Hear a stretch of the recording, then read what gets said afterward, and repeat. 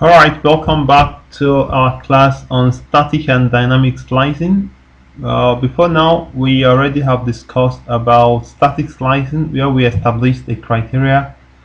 The criteria is VI, where V is actually where V is the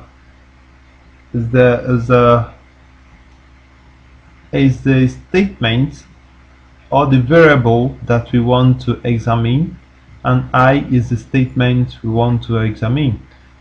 So more like the expression that the variable equals to. So, and in this case we are looking at all the lines of code that has effect on J. Alright, so today we are going to be looking at dynamic slicing. We're going to be looking at dynamic slicing. So maybe okay, let me just copy this, and so that we will not override the previous one. Alright, so here we go.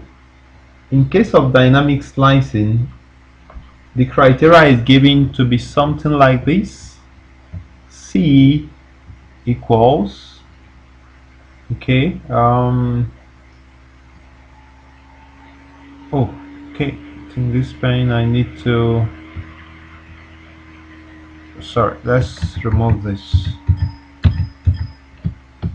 Let's just remove and start all the way afresh. Alright, so we have C. Oh, the stroke is just too much. Let me change it to this. Alright, I think that is better. So we have C is equal to T, and then we have I to power Q. Okay, I to power Q, and then we have V. Okay, so close. And this way, T is the input of the program or the test input, the value we want to test. I, you already know, is the statement. Now Q is the number of times this statement is executed. V is the subset of the program variable. Alright, so looking at this again, let's assume T, this time T to be, let's assume a value of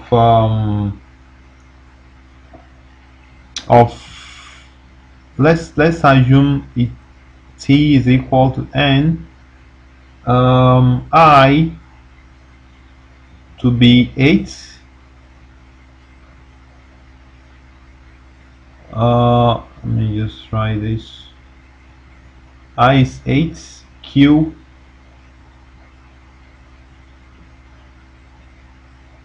to be 1 once, and then our V to be sum.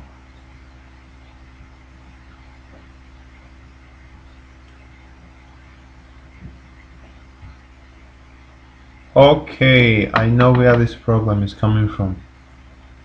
Alright, so I think let's delete everything and then start afresh.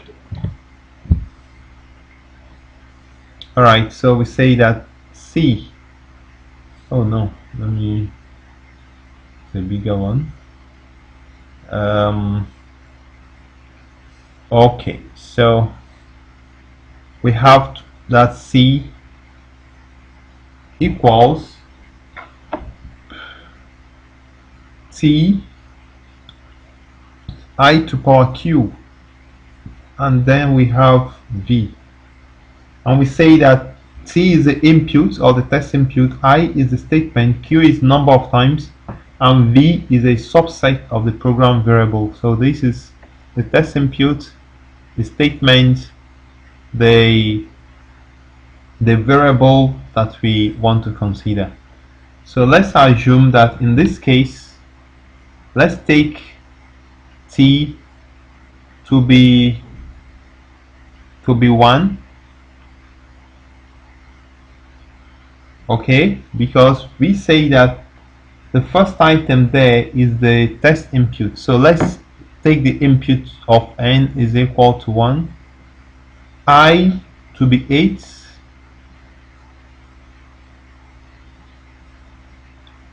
q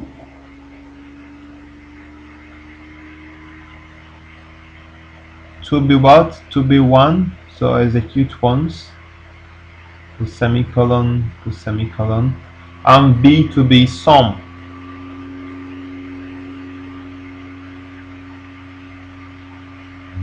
Alright, so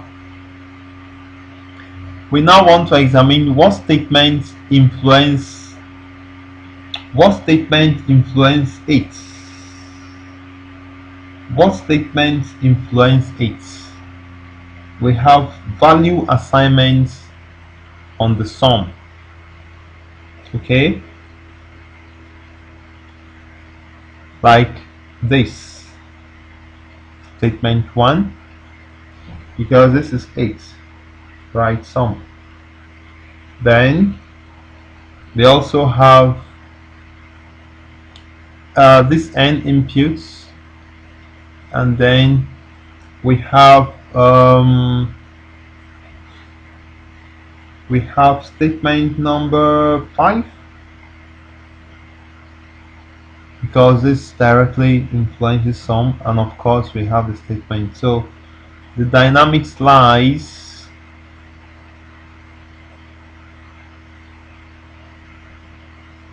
will be something like this.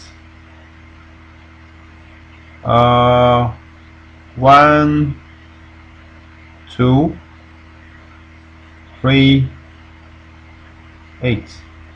Okay, so if we go back to static slice, we have 2, 3, 4, 6, 7. So in this particular one, the difference is that we considered that n is executed once. So you see why we don't need number 4. You see clearly why we don't need this while, because we are considering q to be equal to 1. Let me write it clearly. Q to be equal to 1, and then eliminate the need of the loop, because that statement is going to be executed at least once. So this is how dynamic slicing works. I hope it's clear to you, and if so, please subscribe, and then in the next one we'll start looking at how to create the graphs of this static and dynamic slicing. I'd like to thank you for viewing.